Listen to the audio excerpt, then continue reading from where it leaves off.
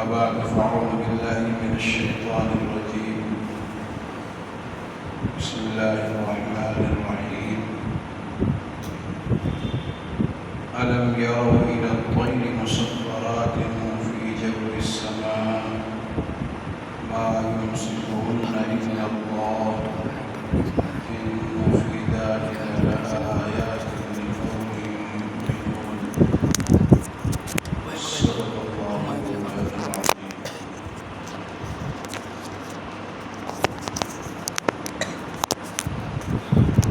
میرے محترم بزرگوں، دوستوں، عزیز ساتھیوں، اللہ تعالیٰ کی بے انتہا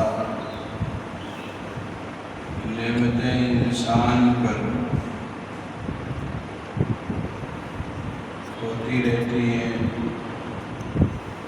اور دنیا کے تمام رہنے والے مخلوق جو ذریعہ ہے سب کو فائدہ ملتا ہے، لیکن انسان چونکہ اصل اشرف المخلوقات ہے، اس لیے انسان کے اوپر زیادہ نعمتیں لگتی بھی ہے اور نعمتوں پر زیادہ استعمال بھی کرتا ہے۔ اور ایک خاص بات یہ ہے کہ جو اچھا بندہ ہوتا ہے، اچھا انسان ہوتا ہے، وہ اپنے احسان کرنے والا، جو لوگ اس کا خیال رکھتے ہیں ان کا وفادار بھی ہوتا ہے، وفا شعار بھی ہوتا ہے، ان کا اطاعت گزار بھی ہوتا ہے، ان کا مطیع و فرما بردار بھی ہوتا ہے۔ بلکہ یہ صفت تو جانوروں میں بھی پائی جاتی ہے۔ جانور بھی اپنے کرم فرما کے اشاروں کو، اس کی پسند اور ناپسند کو سمجھتے ہیں۔ عام طور پر گھروں میں جو جانور پلتے ہیں وہ اپنے کھلانے والے کا اتنا خیال کرتے ہیں کہ بعض مرتبہ تعجب بھی ہوتا ہے کہ ایک مرتبہ بلانے پر بھاگتے ہوئے آ جاتے ہیں، ان کی مرغوب شے سامنے موجود ہوتی ہے، پھر بھی ان سے منع کر دیتے ہیں، وہاں سے وہ گردن گھما کے چلے جاتے ہیں۔ چارہ موجود ہے، ہری گھاس موجود ہے، وہ اپنے اعتبار سے اشارہ کرتا ہے، لیکن وہ اپنے مالک کے اشاروں کو کتنا بحسن خوبی سمجھتا ہے اور مانتا ہے، وہ اس کا عمل انسان کے لیے قابل تقلید ہے۔ انسان تو زیادہ سمجھدار، چالاک ہے، فہیم ہے، ذکی ہے، لیکن وہ اپنے کرم فرما کا خیال نہیں رکھ پاتا۔ نعمتوں کا ہجوم جو مالک اور خالق اس کے ارد گرد رکھتا ہے، اس مالک کی نافرمانیاں کرتا رہتا ہے، حکم عدولیاں کرتا رہتا ہے، اس مالک کے تمام بھیجے ہوئے جو کام ہے کرنے کے، بتانے والے جو افراد ہیں، بھیجے ہوئے جو احکامات ہیں، ان تمام کو وہ چھوڑتا رہتا ہے۔ ان آیات میں اللہ نے تین آیت کا پچھلے کئی آیتوں سے تذکرہ چل رہا، آگے بھی آیتیں ہیں کہ انسان سوچتا کیوں نہیں کہ اس کے اوپر کتنے ہزاروں ہزار کروڑ کی مشینیں لگی ہوئی، اس کے اندر کتنی قیمتی مشینیں اور پارٹ پرزے لگے ہوئے۔ اچھا، اس کے بعد بھی اس مالک اور خالق کے حکم کے مطابق آئندہ بھی چلنی ہے۔ ہاتھ پیر یہ نہیں ہے کہ بیٹری چارج ہو گئی اب یہ 100 سال تک چلنے والی ہے، یہ تو ہر سیکنڈ کے محتاج ہے۔ آنکھ چلے گی نہیں چلے گی، آنکھوں کی روشنی چلی جائے گی، دماغ کام کرنا بند کر دے گا، آپ کے اعضاء جوارے چھٹی دے سکتے ہیں، ہوتے ہی دیتے ہیں۔ تو اب ہر وقت جو ہارڈ لائن پہ رہتا ہو اس کے باوجود بھی بیوقوفی کرے، اس کے باوجود بھی اپنے آپ کو دوسرے کاموں میں مصروف رکھے۔ ایک شخص بادشاہ کا منظور نظر ہے، اسے معلوم ہے کہ میرے اوپر ہر وقت بادشاہ کی نگاہ لگی ہوئی ہے، اس کے باوجود بھی وہ حکم عدولی کر رہا ہو، اس کے باوجود بھی خیال نہ کر رہا ہو، اس کے باوجود بھی وہ بادشاہ کی باتوں کو درگزر کر کے دوسروں کی باتوں کو سنتا ہو، دیکھتا ہو، بتائیے وہ اپنے اوپر رحم کر رہا ہے؟ وہ تو چند منٹ میں یہاں سے وہاں چلا جائے گا، چند منٹ میں اس دنیا سے دوسری دنیا کی سیر کرتا ہوا دکھائی پڑے۔ انسان پر اللہ کی ہزاروں کروڑ نعمتیں، یہ بات اللہ نے خود فرمائی ہے، وَإِن تَعُدُّوا نِعْمَتَ اللَّهِ لَا تُحْصُوهَا، نعمتوں کے تم شمار میں اگر جاؤ گے، غور و فکر کرنے پر جاؤ گے، انہیں گنتی میں لانا چاہو گے، وہ ہوگا ہی نہیں۔ غیر محدود ذات کی طرف سے جو کرم فرمائیاں ہوئی ہیں وہ سب کے سب غیر محدود، اس کو حد میں نہیں لا سکتے۔ ایک پرزے پر جب دنیا کا تھوڑا سا علم رکھنے والا انسان غور و فکر کرتا ہے تو وہ دنگ رہ جاتا ہے۔ آنکھوں کے پیچھے کتنا بڑا کارخانہ قائم ہے، آنکھ جو چل رہی ہے، آنکھ جو ہرا پیلا نیلا دیکھ رہی ہے، اس پیلا ہرا نیلا دیکھنے کے لیے کتنی ہزار مشینیں لگی ہوئی ہیں جو آن کی آن میں چیزوں کو اخذ کر رہی ہے، اس کی پوری چیزوں کو پیچھے دماغ پر بھیج رہی ہے، اور اسی وقت وہ آپ کا نظام ہے جو فوراً دفاعی طور پر آگے بڑھتا ہے۔ آگے کرنا کیا ہے؟ ہاتھ بڑھانا ہے، پیر بڑھانا ہے، گردن جھکانا، گردن اٹھانا، آن کی آن میں فٹ فٹ پورا اڑ چلتا ہے۔ وہی نا، انسان کو آپ کوئی بات کر رہے ہیں وہ سمجھ کے پھر دیکھ رہا تو آپ کیا کہنے لگتا ہے؟ کچھ بدھو ہے، اس کا سوال جواب کا جو کنیکشن ہے وہ ویک ہے۔ آپ اس کو کبھی بھی جا کر سیکنڈ کو 100 حصے میں تقسیم کریے گا، پھر اس کو 100 حصے کو ایک حصے کو 100 میں سے ایک حصے کو لیجیے، پھر اس کو 100 مرتبہ آپ کو تقسیم کرنا ہے۔ جتنی دیر میں آرڈر لے کے فوراً آگے بڑھاتا ہے۔ اب اس کی جا کے ٹیکنیک پڑھیے، اب تو بہت آسانی ہو گئی معلوم کرنے کہ انسان جب دیکھتا ہے اور اس دیکھنے کے بعد دماغ کے پاس جو خبر بھیجتا ہے، دماغ سے دل پہ آتی ہے، دماغ سے زبان کتنی جلدی چلتی ہے، ہاتھ کتنی، اس میں دیکھیے کتنے سیکنڈ کے لیے وقت ہے۔ یہ مشین اللہ نے بنائی ہے، اس مشین میں کتنی زیادہ فعالیت ہے۔ انسان ابھی نہیں، ابھی اور 1000 سال بعد بھی، 500 سال بعد بھی اور ترقی کر لے گا تو اور پاگل ہو جائے گا۔ سوچیں، جیسے جیسے تفکر ہو، اللہ نے فرمایا نا، غور فکر کرو، جیسے جیسے پرتیں کھلتی جائے گی ویسے ویسے وہ اللہ کا حکم، اللہ کی جو مشینریاں کام کر رہی ہیں، اللہ کا جو آرڈر کام کر رہا ہے، وہ حیرت میں انسان پڑے گا، اور اس مالک اور خالق کے ہونے پر وہ خود شاہد اور گواہی دے گا۔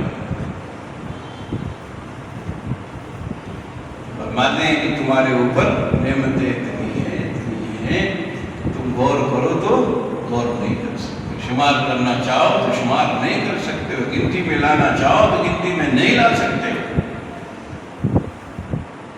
اتنی نعمتیں اتنی بے۔ آپ یہ سوچتے ہیں کہ قدم یوں ہی بڑھ جاتے ہیں، اس قدم کے بڑھانے سے پہلے کتنے سینکڑوں پاٹ پرزے آپ کے کارخانے میں چلتے ہیں، آپ اس میں جا کے پڑھیے۔ معلوم کیجیے کہ قدم بڑھانے سے پہلے کتنے انسان کے اندر پاٹ پرزے شروع ہو جاتے ہیں، کتنی مشینیں چالو ہوتی ہیں۔ انسان جب سونے جاتا ہے تو سونے کی حالت میں اس کی کتنی صلاحیت اور مشینیں سلیپ پہ جاتی ہے، اور سونے کی حالت میں بھی کتنی مشینیں کام کرتی ہیں۔ فرماتے ہیں اتنی نعمت تم پر ہے، ان فی ذلک لآیات لقوم یؤمنون، جو اپنے کو حوالے کرنے والے لوگ ہیں، جو مان کر بیٹھ گئے ہیں، جو سوچ کر مالک اور خالق کو پہچان بیٹھے ہیں، ان کے لیے سب علامت جو بہت بڑی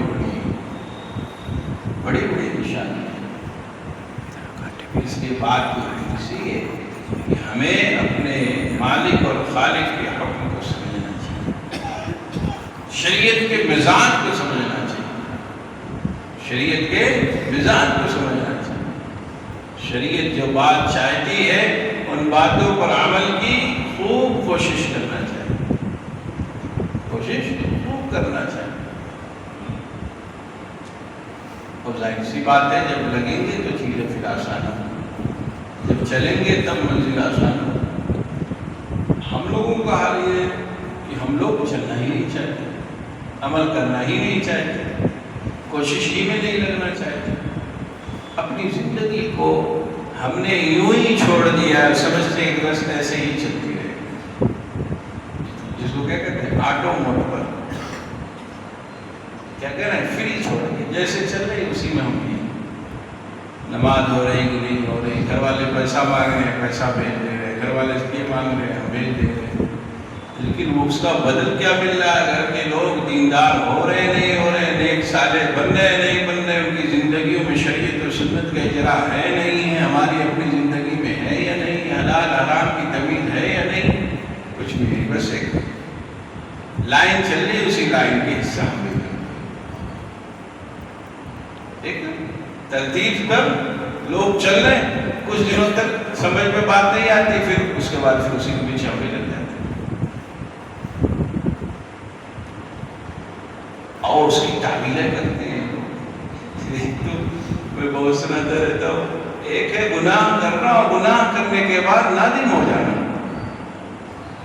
تو وہ شخص تو آگے چل کر تائب بھی ہو جائے گا اور توبہ کرنے کے بعد پھر وہ صراط مستقیم پر چل جائے گا، بڑھ جائے گا، اس کے لیے قوی امید ہے۔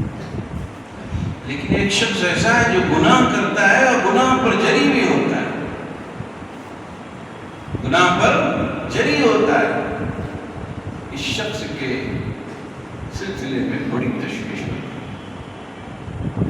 آپ کا ایک بچہ ہے غلطی کرتا ہے، پھر آپ کا پیر بھی دبا لیتا ہے، شام میں ابا غلطی ہوگی نہیں کریں گے، آپ سوچتے ٹھیک ہے کل سدھر جائے گا، پھر اگلے دن صبح اٹھ کے پھر وہی کام کرتا ہے، لیکن شام میں پھر پیر پکڑ کے بیٹھ جاتا ہے، ابا اب نہیں کریں گے، بھائی اب نہیں کریں گے، آپ کو پھر امید لگتی ہے کچھ سدھر جائے گا۔ اور ایک ہے آپ کا بیٹا غلطی کرتا ہے، شام میں آپ نے پوچھا یہ کام کیوں کرتے ہو، وہ کہتا کرکیاں ہو تو کیا بات ہو گئی، آپ بھی تو کرتے تھے، آپ تو 40 کے بعد سدھرے ہیں، کیا کہہ رہا ہے، آپ بھی تو نماز نہیں پڑھتے تھے، 40 سال کے بعد تو نماز ہم بھی سنا کر آپ کیا بات ہے۔ اس کے سلسلے میں آپ کیا ہوں گے، فکر مند ہوں گے نہیں ہوں گے، ہم فکر مند ہوں گے نہیں ہوں گے، ہم فکر مند ہوں گے۔ تو میرے دوستو ایسے ہی ہماری زندگی پیچھے لوگ گناہوں میں غرق بھی رہتے ہیں، ڈوبے بھی رہتے ہیں، لگے بھی رہتے ہیں، پھر بھی توبہ کرتے رہتے ہیں، معافی چاہتے رہتے ہیں، کوئی سمجھانے والا بتانے والا ملتا ہے تو اس سے بھی کہتے ہیں ہاں غلطی تو ہو رہی، مولوی صاحب دعا کیجیے چیزیں بہتر ہو جائے، تو اس سے تو امید ہے۔ گناہوں کا اسے احساس ہے، ندامت ہے، اندر سے اس کا دل کچوکے لگا رہا ہے کہ نہیں غلطی کیوں کر رہے۔ لیکن ایک شخص ہے جو گناہ کرتا ہے، فضول کام کرتا ہے، شرعی حدود سے تجاوز کرتا ہے، ان حدود کو پامال کرتا ہے، ان کو وہ چھلانگ مار کے آگے بڑھتا ہے، اس سے بولو کہ یہ بات کیوں ہوتی ہے، اے علی صاحب آپ لوگ سمجھ نہیں، لوگ سمجھتے نہیں، ارے اب چیزیں بہت بدل، بغیر لون لیے ہوئے کاروبار نہیں ہو سکتا. آپ لوگ تھوڑا سا ذہن کو وسیع کیے. بغیر دہیج دیے ہوئے شادی نہیں ہو سکتی، بغیر بارات گئے ہوئے شادی کیسے مانی جائے؟ ماننے کو تیار ہے. ایک تو کرتا ہے لیکن کہتا بھی ہے غلطی ہوگی، ایک وہ ہے جو کرتا ہے اور کہتا ہے کہ آپ غلط ہو. تو ایسے لوگوں کے سلسلے میں فکر مند ہونا بھی چاہیے. فکر ہوتی بھی، فکر کیا ہوتی ہے؟ فکر ہوتی ہے. اب فکر ہوتی ہے تو دعائیں کی جاتی اللہ سے، اللہ تعالیٰ عقل سلیم دے دے، فہم دے دے، سمجھ دے دے. اس لیے کہ جب نظام کو جب ہی سدھارا جا سکتا ہے جب اس کے تمام حصے دار سدھرنے کو تیار. آپ کا محلہ، آپ کا گاؤں، آپ کا قصبہ جب ہی سدھر سکتا ہے جب آپ کے گاؤں، محلے اور قصبے کے تمام افراد اس کے لیے کمر بات کر، کمر ٹائٹ کر کے کھڑے ہو گئے. ایک کے کہنے سے ماحول تو بنے گا لیکن سدھار پیدا کرنے کے لیے سبھی لوگوں کو لگنا پڑے گا.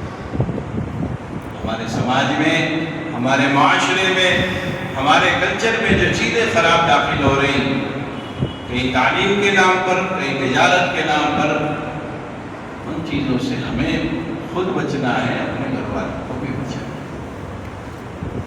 تعلیم کے نام پر بچوں کو، بچیوں کو اسٹیج کی زینت بنا دیا جا رہا ہے. بتا دینے پہ بعض لوگ سمجھ بھی جاتے ہیں، بعض لوگ کہتے ہیں یہ کون سی بات ہو گئی. تعلیم کا تو حصہ ہی ہے، اس کو زینت بنا دیا جائے. کسی کی بچی کو، کسی کی بیٹی کو، کسی کی بہن کو کیوں اسٹیج پہ کھڑا کر دیا؟ وہ بھی عوام جہاں پر جمع ہو. اگر آپ کو پسند ہے تو آپ اپنی بیٹی کو وہاں لے جائیں، کوئی حل نہیں، کوئی روکنے والا نہیں. لیکن ایک چیز کو جب سماج برا کہتا ہے، اچھے لوگ، افراد برا سمجھتے ہیں، سجن جو لوگ ہیں سماج میں، سمجھدار جو لوگ ہیں سماج میں، وہ اس بات کو اچھا نہیں سمجھتے، تو پھر آپ دوسرے کی بیٹیوں کو کیوں لا کر اسٹیج پر کھڑا کرتے ہیں، نچاتے ہیں، اسے غلط غلط کام کرتے ہیں. تعلیم کا حصہ نہیں، تعلیم کا حصہ ہے، تعلیم کا حصہ ہے. ایسے ہی تجارت کے نام پہ، تو تجارت کا وہ حصہ نہیں ہے کہ آپ لون ہی لے کے تجارت کرو. تجارت تو بغیر لون کی بھی ہوتی ہے. بہت سے لوگ ہیں جو تجارت کرتے ہیں ایسی، جو بینک سے پیسہ نہیں لیتے. بہت نقصان ہوگا تو آپ چھوٹا کاروبار کر لیں گے، بس اتنا ہی نقصان ہوگا. لون کیوں لیتے ہیں کہ 10 روپیہ ہمارے پاس ہے، سامان 30 روپے کا لینا ہے، لہٰذا 20 روپیہ ہم بینک سے لے لیتے ہیں. تو بھائی 10 ہی روپے کا سامان خریدو،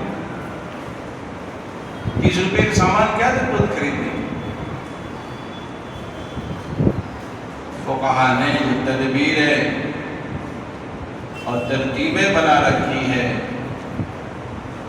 وہ بھی بہت ہی زیادہ مشکل جب مسئلہ پیش ہو تب ہے. عام طور پر یہ سمجھا جائے کہ نہیں یہ نظام درست ہے، نہیں، جو سود اور لون کی قباحت ہے وہ قباحت آ کر ہی رہتی. سودی نظام کی قباحت اور خرابی ہے وہ آ کر ہی رہے گی. کسی بھی فقیہ اور مفتی سے جب معلوم کیجئے گا، بہت ہی مشکل اگر آپ کا معاملہ ہوگا اور تمام تدبیر بنا کر وہ کہے گا، اس کے بعد بھی یہ بات کہے گا وہ فقیہ اور مفتی، توبہ استغفار کی خوب کسی طرح. اس لیے کہ تمہارے باڈی میں اب ایک انفیکشن داخل ہونے جا رہا ہے، ایک جراثیم داخل ہونے جا رہی. پورے صحت مند نظام میں ایک ایسا کیڑا داخل ہونے جا رہا ہے جو تمہارے نظام کو مفلوج کر سکتا ہے. لہذا اینٹی بائیوٹک گولیاں کھاتے رہنا، لہذا اینٹی بائیوٹک گولیاں کھاتے رہنا. ایسے ہی یہ سودی معاملات ہیں. لون جو ہے، کاروبار جو کیا جاتا ہے، اگر کسی مشکل معاملے میں بھی آپ کی حالات خاصہ کے بنا پر کوئی شکل اگر بنتی بھی ہے، پھر بھی آپ کو یہ ذہن میں رکھنا ہے کہ سود تباہی اور بربادی کا نام ہے. لہذا اس کی تلافی کے لیے توبہ استغفار کو کثرت سے کرتے رہیے اور صدقہ وغیرہ خوب نکالتے رہیے، تاکہ وہ جو انفیکشن آپ کی باڈی میں داخل ہوا ہے، جو ایک خاص قسم کی بیماری آپ کی صحت مند باڈی میں آ گئی ہے، وہ آپ اس سے لڑ سکے. اینٹی بائیوٹک کھاتے رہیے گا تو بیماری رکی رہے گی. توبہ استغفار کرتے رہیے گا، صدقہ وغیرہ نکالتے رہیے گا، تب ہو سکتا ہے کہ ربا کی خرابیاں آپ کے کاروبار اور آپ کے گھر میں داخل نہیں ہوگی. ورنہ مطلقاً یہ بات جان لیجئے کہ ربا ہر حال میں، سود ہر حال میں نقصان ہی پہنچاتا ہے. چاہے آج مان لیجیے، چاہے اس پار جا کے سمجھ، یعنی لے کر دیکھیے. جب اس کنارے پہ پہنچیے گا تو تکلیف ویسے ہی سمجھ میں آ جائے گا. ابھی سمجھ لیجیے گا تو تکلیف سے پہلے سمجھ میں آ جائے گا. ہم تو اپنی بات سنا نہیں رہے. یہ رب کریم کہتے ہیں کہ دیکھو، صدقہ کرو گے تو تمہارا نظام بڑھے گا. یمحق اللہ الربا ویربی الصدقات. صدقہ کرو گے، پریشانیاں ٹلیں گی، مال میں اضافہ ہوگا، اس کی برکتیں رحمتیں جاری ہوگی. اچھا، صدقہ بھی، بات تو دوسری ہوگی، لیکن سنیے، صدقہ بھی مال کی نوعیت سے نکالا جاتا ہے. آپ جو مالک ہو گئے 1000 کے، اگر صدقہ نکالیں گے 5 روپیہ تو وہ اثر کرے گا. آپ کی باڈی ہے 200 کنٹل کی، آپ اینٹی بائیوٹک کھا رہے ہیں 200 mg کی، ہوگا کچھ فائدہ؟ ہوگا؟ بتاؤ تو ہوگا. 200 کلو کے ہو تو آپ کو 200 جو ہے پاور کی گولی اثر کرے گی. وہ تو 1000 2000 پاور کے انجیکشن الگ سے تو لگائے گا، تب کہے گا وہ کھانا پڑے گا. آج ایک بیماری بہت عام ہے، اور صدقہ نکالنا ہو سب کتنا نکال 10 روپئے، 10 روپئے کو کچھ ہوگا. تمہارا کام ہے لاکھ روپے کا، تو تم کو کتنا 10,000 صدقہ نکالنا پڑے گا. تمہارا کام ہے 10 لاکھ کا، تو تم کو 1 لاکھ روپے صدقہ نکالنا پڑے گا. آپ کو نہیں 100 روپے نکال دیے ہیں تو 100 روپے اثر کرے گا؟ کچھ نہیں، بالکل نہیں ہو. 10 کی نوٹ نکال کے صدقہ کرتے ہیں اور کاروبار کہہ رہے ہیں ہمارا کروڑ والا ہو جائے. اب تو کسی ہو جائے گا. کچھ تو خیال کرو بھائی. صدقہ لوگ سمجھتے ہیں 10-20 روپے. ہمارے مولانا شاہ ابراہیم صاحب رحمۃ اللہ علیہ کی بات یاد آئی، فرمایا کرتے تھے صدقہ نکالا جائے اتنا جتنا طبیعت پہ اثر کرے، جتنا اثر کرے اتنا صدقہ نکالو. 150 روپے میں اثر ہوگا، 10-20 ہزار جب نکالیے گا تب تھوڑا سا اثر ہوگا. صدقہ اس کا نام ہے. صدقہ 10 روپے 20 روپے کا نام ہے. ہاں، جس کی آمدنی 100 روپے ہے، اب اس کا 10 روپے صدقہ بہت. جس کی آمدنی 1000 روپیہ ہے، اس کو اب 100-200 روپیہ صدقہ نکالنا وہ پڑتا ہے. آپ کی آمدنی 1 لاکھ روپیہ، تو آپ کو 10,000 روپیہ صدقہ نکالنا پڑے گا، تب صدقہ ہو.